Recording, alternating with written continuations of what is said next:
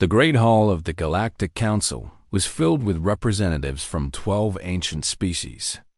They had ruled the galaxy for 10,000 years. They had seen civilizations rise and fall. They had watched young species crawl out of their home worlds and reach for the stars. But they had never seen anything quite like humanity. Admiral Daniel Price stood before them in chains. His uniform was torn, and his face was bruised from the guards who had dragged him here. Behind him stood 100 other human officers, all captured during the final battle of the war that humanity had lost. High Chancellor Mirathon of the Veloci hegemony rose from her seat. She was ancient beyond human understanding, her pale skin stretched thin over bones that had lived for 3,000 years. When she spoke, her voice echoed through the chamber like the judgment of a god. Humanity has been found guilty of crimes against galactic peace. You have expanded beyond your borders without permission. You have colonized worlds that belong to other species. You have refused to submit to the laws that have governed this galaxy since before your species learned to walk upright. Daniel lifted his head and met her gaze. He was not afraid.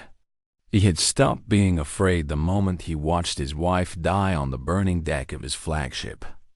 "We asked for nothing that was not freely given," Daniel said. "Every world we colonized was empty. Every system we claimed was abandoned. We did not steal from anyone." Ambassador Kren of the Tyranny Collective slammed his 4 fists against his podium. His scales turned red with anger. "You did not ask permission. That is the crime. The Council decides which species may expand and when. The Council decides which worlds may be claimed. You are young. You are arrogant. You believe your ambition gives you rights that must be earned over millennia." Daniel smiled, though there was no warmth in it. "And if we had waited for your permission, we would have waited forever. You never intended to let us grow. You saw our potential, and it frightened you." The chamber erupted in angry voices. Representatives shouted over each other in a dozen alien languages. High Chancellor Mirathon raised her hand, and silence fell instantly. "The sentence has already been decided," she announced. "Humanity is hereby exiled from civilized space. Your species will be transported beyond the rim, to the dead zone where no light reaches and no civilization has ever survived. You will take your ships and your people, and you will never return. Any human vessel found within Council space after the exile will be destroyed without warning." Daniel felt his blood turn cold. The rim was a death sentence. Everyone knew that nothing could survive in that empty void. No stars meant no energy. No planets meant no resources. The Council was not exiling humanity. They were executing them slowly. "You cannot do this," Daniel said. "There are billions of us, children, families, people who had nothing to do with this war."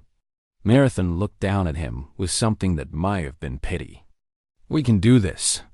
We have done this before to species that threaten galactic stability. In 1,000 years, no one will remember your kind ever existed."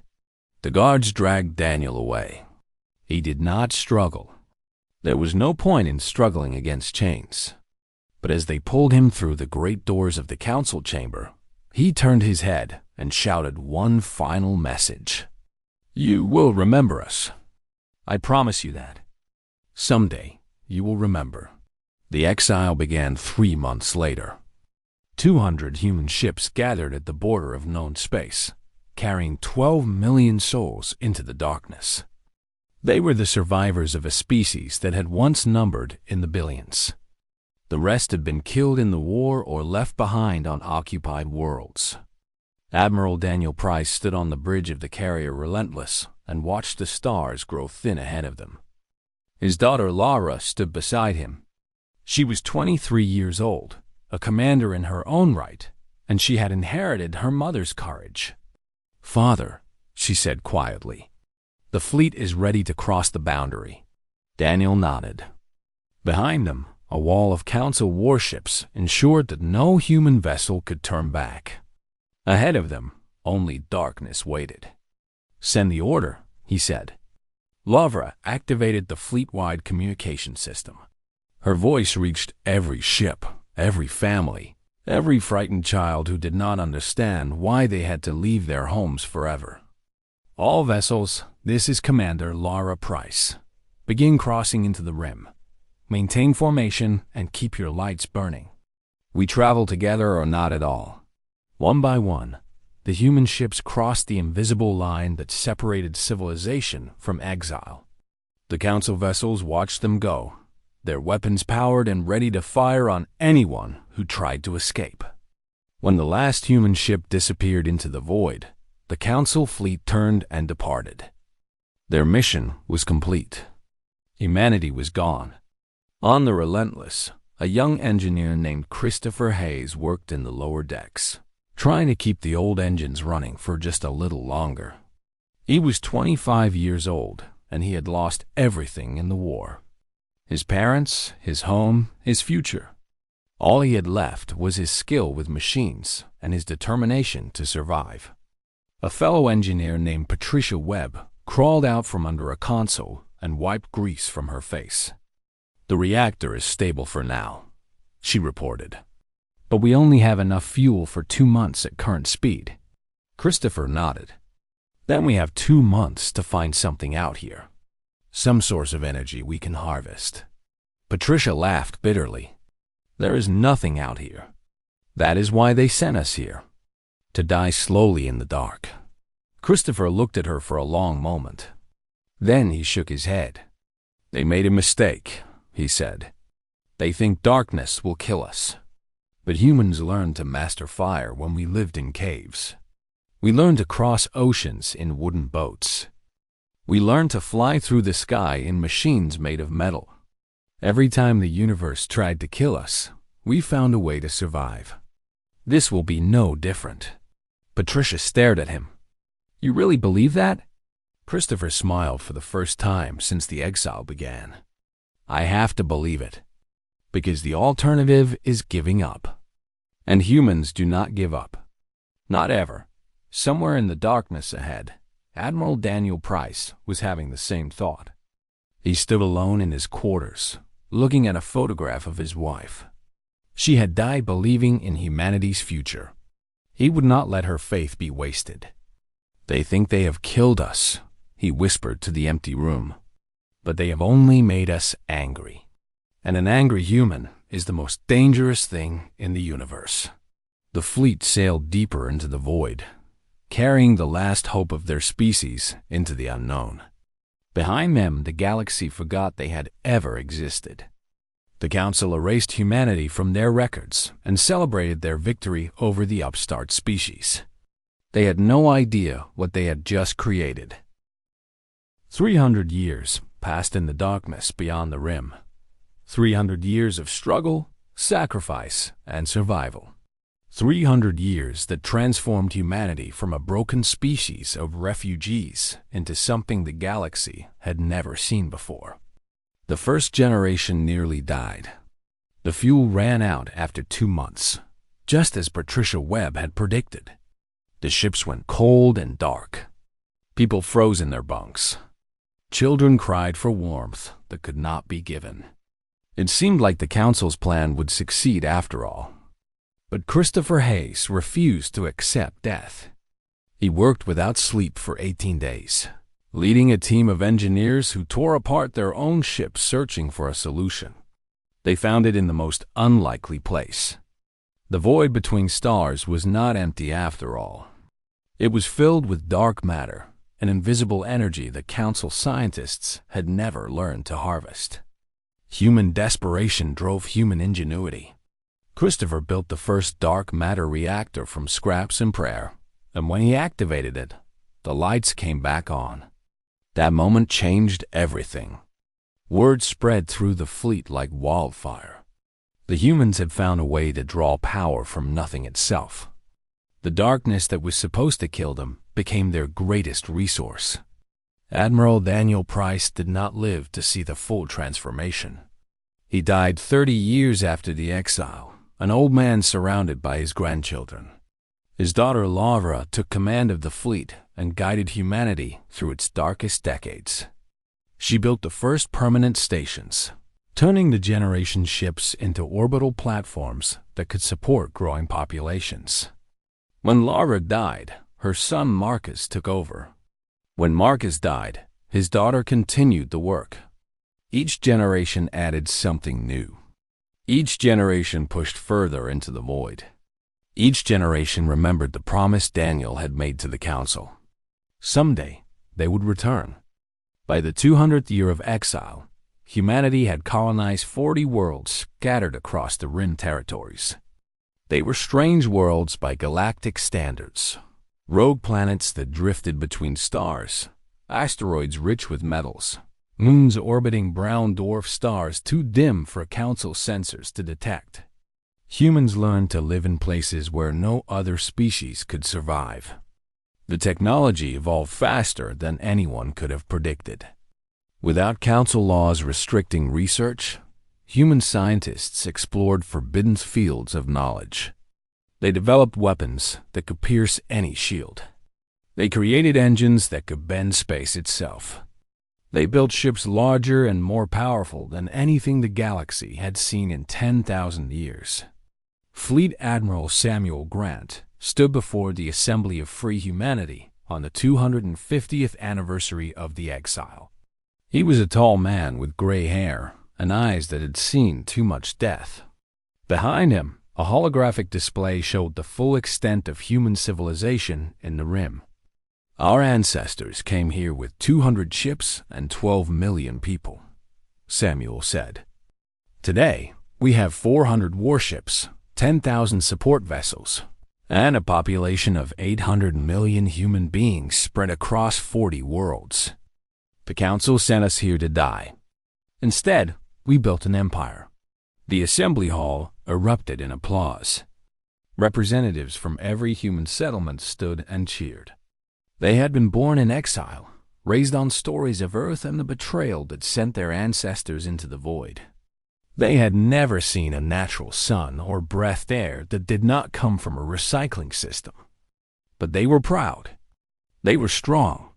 They were ready. Chief Engineer Rebecca Cole stepped forward to present the military report. She was descended from Patricia Webb, the engineer who had worked alongside Christopher Hayes in those desperate first months. Engineering ran in her blood. The Vanguard-class battleship is complete, Rebecca announced. It is 3 times the size of any council vessel. Its weapons can destroy a planet. Its shields can withstand a supernova. Its engines can cross the galaxy in weeks instead of years. She gestured, and a holographic image of the new flagship appeared. It was beautiful in a terrible way, all sharp angles and gleaming armor. The assembly fell silent at the sight of it. We have named it the Resolute, Rebecca continued. It will lead our fleet home. In the shipyards of New Canton, a young captain named Catherine Moore watched her vessel take shape. She had been chosen to command the Resolute, an honor that carried the weight of 3 centuries of waiting. Her executive officer, Commander Nathan Riley, stood beside her as construction crews swarmed over the massive hull. 6 months until completion, Nathan reported. Then another 3 months of testing. We could launch the return mission in less than a year. Catherine nodded slowly. She was 38 years old, young for a fleet commander, but old enough to understand the responsibility she carried. Every human who had ever lived in exile had dreamed of this moment. She would not fail them. Have the crew rosters been finalized? She asked. Yes, Captain. 20,000 personnel for the Resolute alone. The full fleet will carry 2 million soldiers, plus support staff and colonization teams for the reclaimed territories. Catherine turned away from the viewport.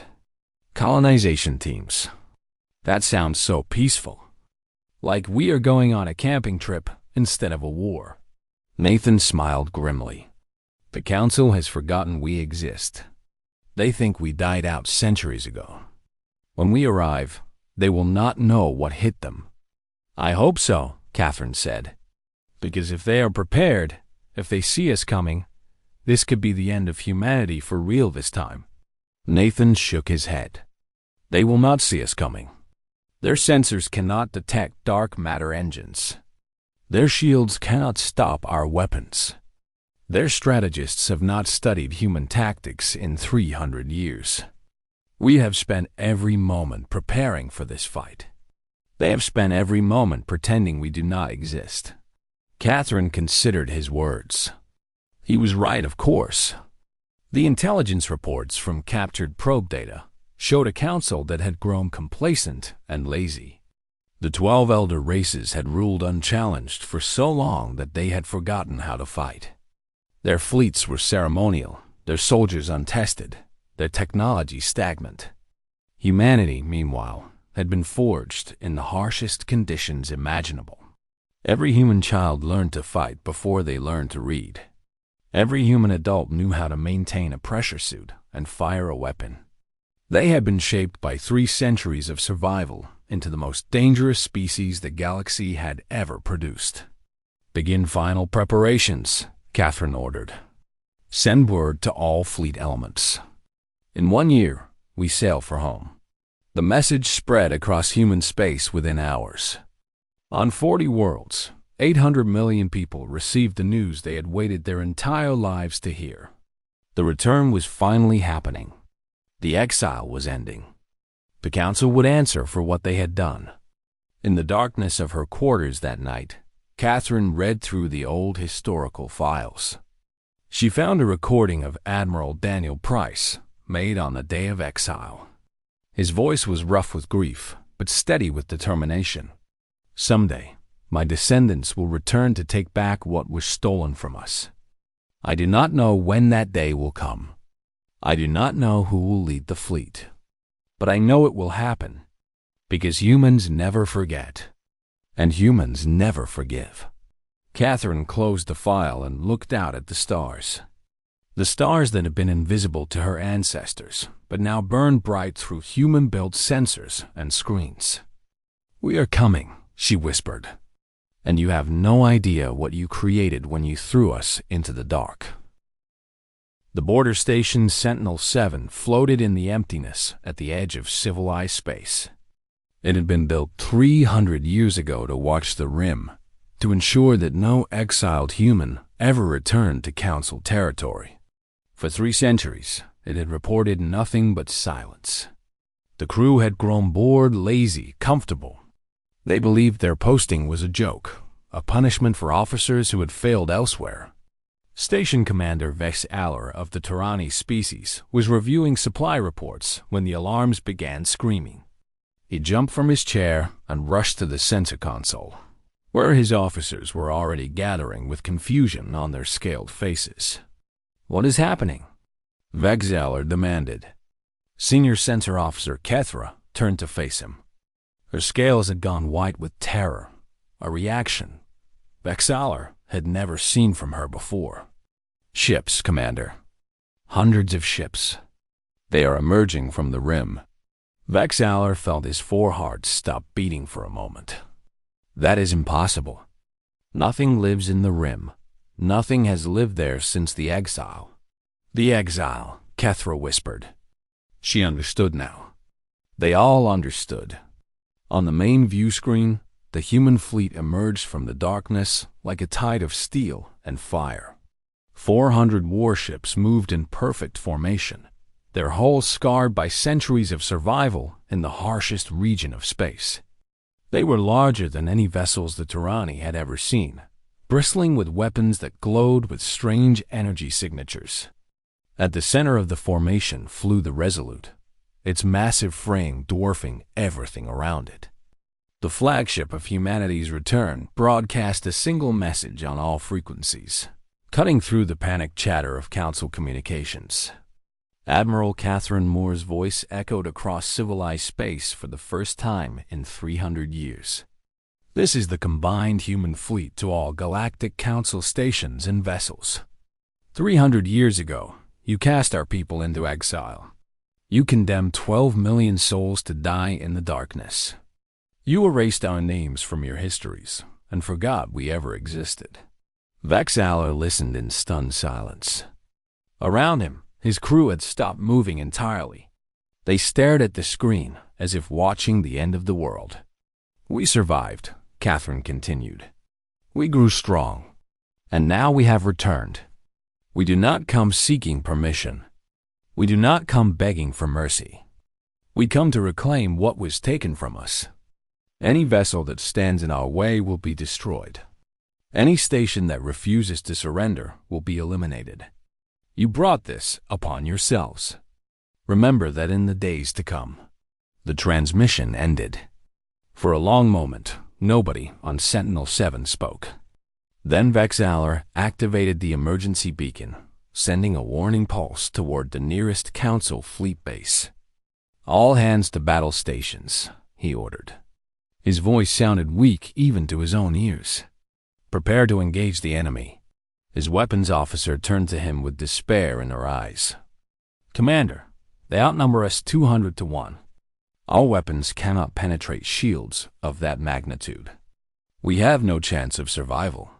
Vexaler straightened his spine and tried to remember his training. Then we will die doing our duty. Power up all weapons and prepare to fire. The battle lasted less than 3 minutes. Human vessels swept past Sentinel-7 like predators ignoring a wounded animal. A single destroyer broke formation just long enough to disable the station's weapons and engines.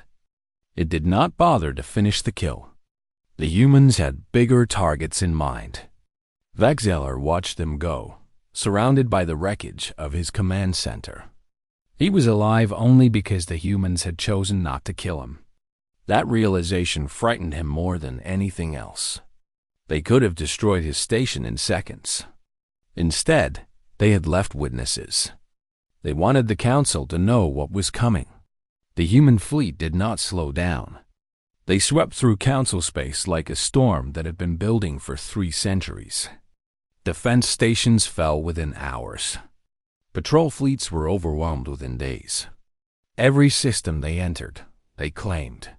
Every world they captured, they held. On the bridge of the Resolute, Commander Nathan Riley tracked the fleet's progress on a holographic display. Red markers showed conquered territories spreading across the map like blood from a wound. The Council is mobilizing, Nathan reported. Emergency sessions on every homeworld. They are calling up reserve fleets and activating defense protocols that have not been used in 1,000 years. Catherine nodded without taking her eyes off the forward viewport. Stars were rushing past at speeds that would have seemed impossible to her ancestors. Human engineering had made the impossible routine. How long until they can mount a unified response? She asked. Their communications suggest at least 2 months. The 12 races have not coordinated military action in generations. They are arguing about command structures and resource allocation while we take their territory. Lieutenant Commander Rachel Torres approached with a datapad. She was the fleet's intelligence officer, responsible for analyzing enemy communications and predicting Council movements. Admiral, we are receiving surrender requests from several minor systems. They want to negotiate terms before we arrive. Catherine considered the information. Accept their surrenders. Treat civilians with respect and maintain order. We are not here to commit atrocities. We are here to prove that humanity deserves its place in the galaxy. Rachel nodded and departed to relay the orders. Nathan moved closer to Catherine, lowering his voice. Some of the captains are asking why we are being so gentle. After what the Council did to our ancestors, nobody would blame us for taking revenge. Catherine turned to face him directly. That is exactly why we cannot do it. The Council called us savages. They said we were too violent, too dangerous to exist alongside civilized species. If we prove them right, we will never be accepted. We will spend the next 1,000 years fighting wars instead of building a future. Nathan absorbed her words. So we conquer them with mercy instead of cruelty. We conquer them with strength and hold them with fairness. Our ancestors survived the Rim because they learned to work together, to help each other, to build instead of destroy. That is the humanity we will show the galaxy. Not monsters from the void, but survivors who earned their place among the stars. The fleet continued its advance. World after world fell under human control. The populations were shocked to discover that the exiled species had not only survived but had evolved beyond anything they could imagine. Human soldiers enforced order without brutality. Human administrators rebuilt damaged infrastructure. Human doctors treated wounded enemies alongside their own. Word spread through council space faster than the fleet itself. The humans were not the savages everyone had been taught to expect. They were disciplined, organized, and surprisingly merciful. Some systems began surrendering before human ships even arrived, preferring occupation to destruction. 2 weeks after crossing the border, the human fleet had claimed more territory than humanity had ever possessed before the exile. Catherine received reports from across the conquered zone, each one bringing news of successful integration and minimal resistance. But she knew the real test was still coming. The Council would not give up its power without a fight. Somewhere out there, the 12 elder races were gathering their forces for a counterattack. 3 centuries of preparation had brought humanity to this moment. Everything they had built, everything they had sacrificed, everything they had become, it would all be decided in the battles ahead. Catherine looked out at the stars that her people had been denied for so long. They were beautiful. They were worth fighting for. "Nathan," she said quietly. "Yes, Admiral?"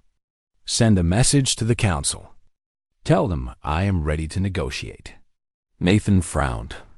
"You want to negotiate? We are winning." Catherine smiled. "I know. That is why I want them to come to us. Let them see what we have become. Let them understand what they created when they threw us into the dark.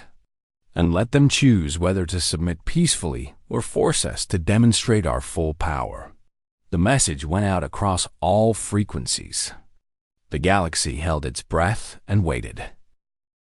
The great chamber of the Galactic Council had not seen such chaos in 10,000 years. Representatives from the 12 elder races filled the vast circular hall, their voices rising in a storm of accusations and demands. The unified facade that had maintained galactic order for millennia was crumbling in the face of humanity's impossible return. High Chancellor Mirathin of the Veloci hegemony stood at the central podium and raised her hand for silence. She was ancient now, even by Veloci standards, her pale skin almost translucent over bones that had carried her through 3,500 years of life. She was the same chancellor who had pronounced humanity's exile. She had never expected to see them again. "We must address reality," she declared, her voice cutting through the noise. "The humans have returned. They are stronger than when we banished them. Our fleets cannot stop their advance." Ambassador Kren of the Tarani Collective surged to his feet, his 4 arms gesturing wildly. His scales flashed red and orange with barely contained fury. "Then we must unite our forces. 12 races against 1. We outnumber them 1,000 to 1 in population. We have more ships, more resources, more everything. How can a species of exiles possibly defeat the combined might of the Council?" Admiral Sixara of the Helix Concordat stepped forward to respond. She was a military commander, not a politician, and she spoke with the blunt honesty of someone who had studied the battle reports in detail. "Numbers mean nothing against their technology," she stated flatly. "Their weapons pass through our shields as if the shields do not exist. Their ships move faster than our sensors can track. In every engagement so far, we lose 3 vessels for every one of theirs we manage to damage. And we have not managed to destroy a single human ship yet." The chamber erupted again. Representatives shouted denials and accusations. Some demanded immediate surrender. Others called for total war. The 12 races had not faced a genuine threat in so long that they had forgotten how to respond to one. Senator Vexton of the Tyranny delegation rose and slammed his fists against the podium in front of him. These are the same humans we defeated 300 years ago. They were primitives then, barely spacefaring. How could they have advanced so far in such a short time? Marathon closed her eyes briefly. She knew the answer, even if she did not want to admit it. Because we made them angry, she said quietly. Because we gave them 3 centuries to prepare. Because we underestimated them then, and we are still underestimating them now. The chamber fell silent at her words. Nobody wanted to accept that the council had made a mistake. Nobody wanted to acknowledge that they had created their own destruction. Admiral Catherine Moore received the council's delegation aboard the Resolute 1 week later. The human flagship had taken up position near the Arcturus system, deep within what had once been council-controlled space. Around it, the human fleet formed a protective barrier of steel and fire. The council ambassadors were transported aboard a human shuttle, their first experience of human technology. They noted the clean lines, the efficient design, the quiet hum of engines more advanced than anything the council possessed. By the time they reached the Resolute, they had already begun to understand how badly they had miscalculated. Catherine waited for them in the ship's main conference room. She wore a simple uniform without medals or decoration. Her hair was pulled back in a practical style. She looked like what she was, a military commander who had earned her rank through competence rather than politics. Beside her stood Commander Nathan Riley and Chief Engineer Rebecca Cole. Behind them, a viewport showed the stars of council space spread out like a conquered kingdom. High Chancellor Marathon led the delegation forward. She moved slowly, feeling every one of her 3,000 years. The last time she had faced a human, she had been the one with power. Now the positions were reversed. "You wish to negotiate," Catherine said calmly. "Speak." Marathon stepped forward and tried to project an authority she no longer felt. "We offer a return to the original borders. Your people may reclaim Earth and your original colonies. In exchange, you will halt your advance and agree to peaceful coexistence with the Council." Catherine exchanged a glance with Nathan, who barely suppressed a smile. Rebecca Cole's expression remained neutral, but her eyes held a cold satisfaction. "You misunderstand our position," Catherine replied. "We are not negotiating the terms of our return. We are informing you of the new reality. Humanity will reclaim every world that was stolen from us. We will also claim new territories as compensation for 3 centuries of exile. And we will do so regardless of what the Council decides." "Ambassador!" Kren surged forward, his scales flashing with outrage. "You dare to dictate terms to us? The Council has ruled this galaxy since before your species crawled out of the mud. We will not submit to a pack of refugees and outcasts." Catherine's expression did not change. "You submitted us to exile and expected us to die. We did not die. We evolved, and now we are stronger than you." Admiral 6R spoke up, her voice calmer than her colleagues. "What exactly are your terms? What do you want from us?" Catherine nodded slightly, acknowledging the reasonable question. "Complete surrender of the Council as a governing body. Recognition of human authority over all former Council territories. Integration of the 12 races into a new human commonwealth. You will not be enslaved or mistreated. You will have representation and rights, but you will no longer rule." The ambassadors recoiled as if struck. Marathon's ancient face twisted with something between horror and despair. "You ask us to give up everything," she whispered. 10,000 years of civilization. 10,000 years of order. You would destroy it all." Catherine leaned forward slightly, her eyes hard. "You destroyed us first, or you tried to. You sent 12 million people into the void to die. Children, marathon, families, innocent people who had never raised a weapon against anyone. You condemned them to slow starvation in the darkness because you were afraid of what humanity might become. She paused, letting her words sink in. Well, now you know what we became. And you have no one to blame but yourselves.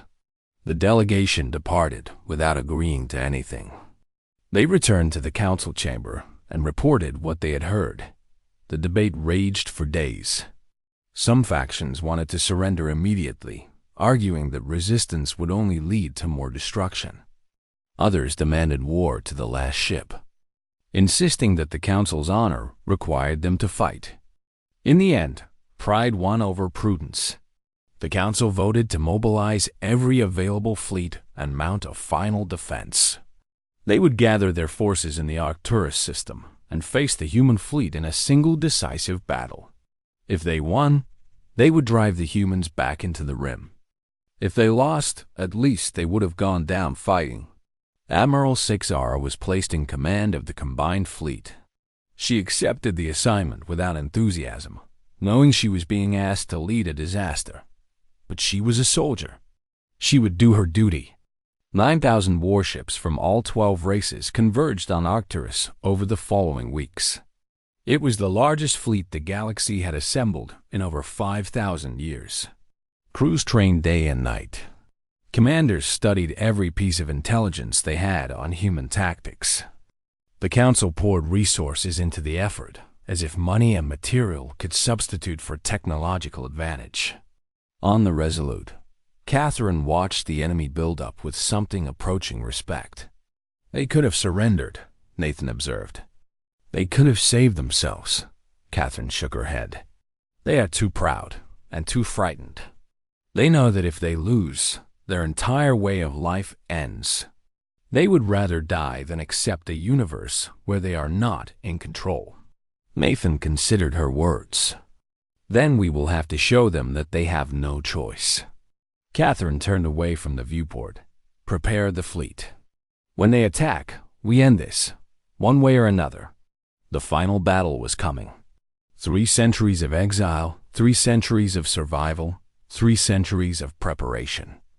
It all came down to this moment. The fate of the galaxy would be decided in fire.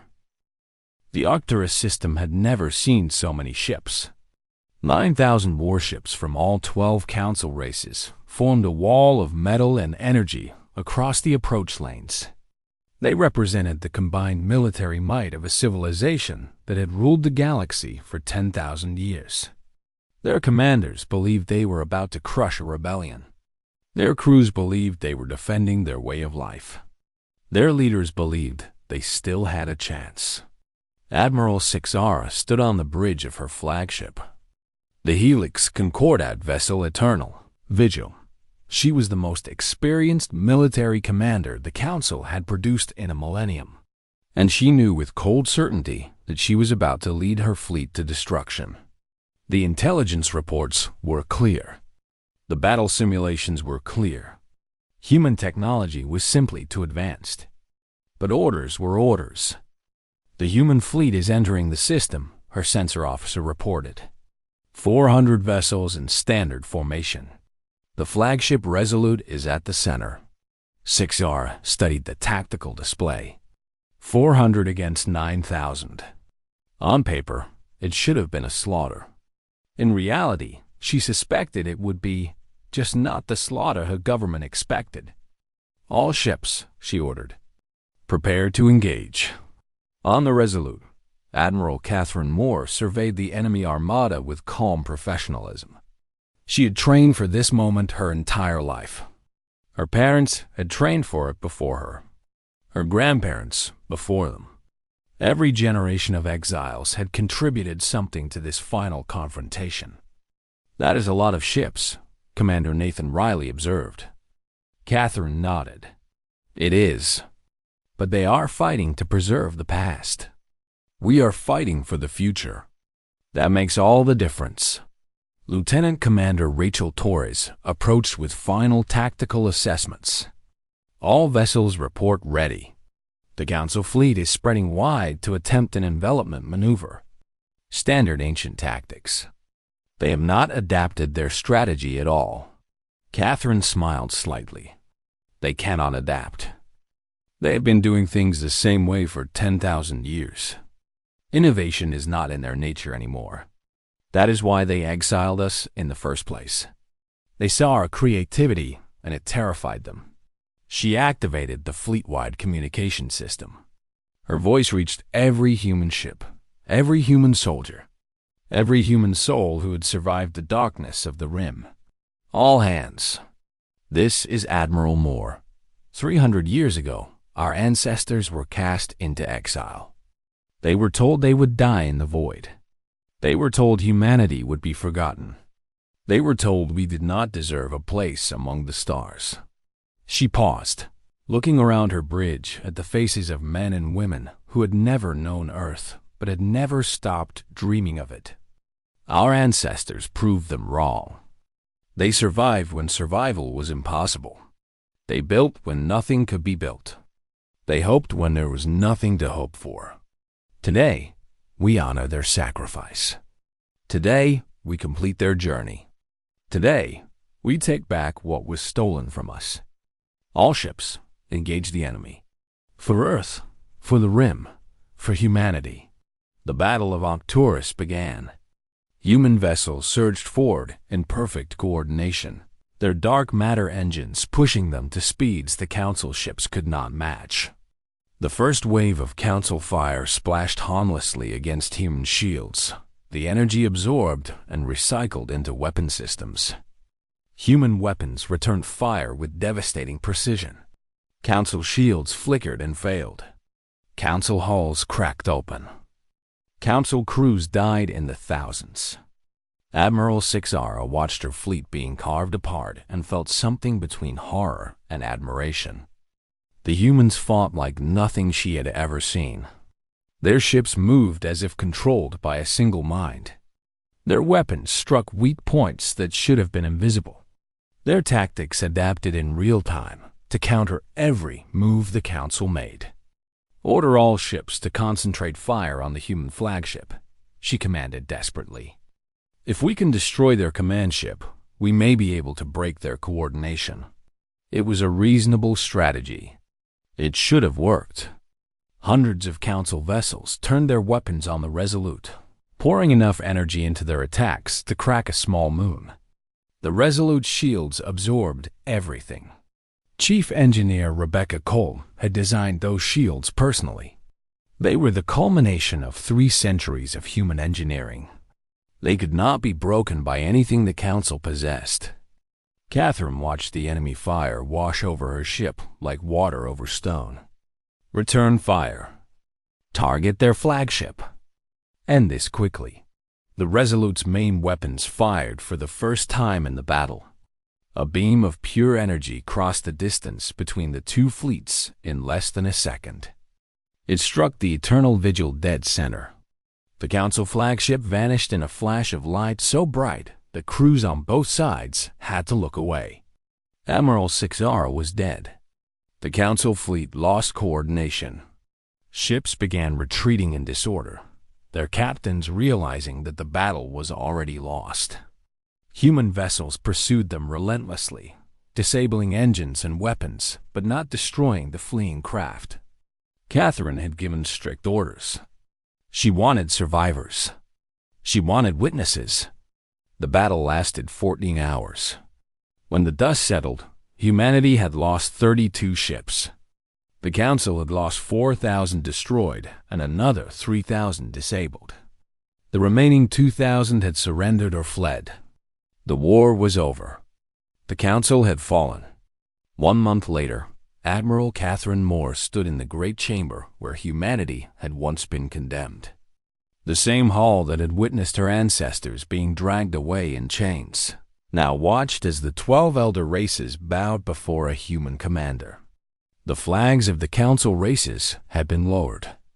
The seats of power had been rearranged. Everything had changed, and everyone knew it. Catherine walked slowly through the silent assembly.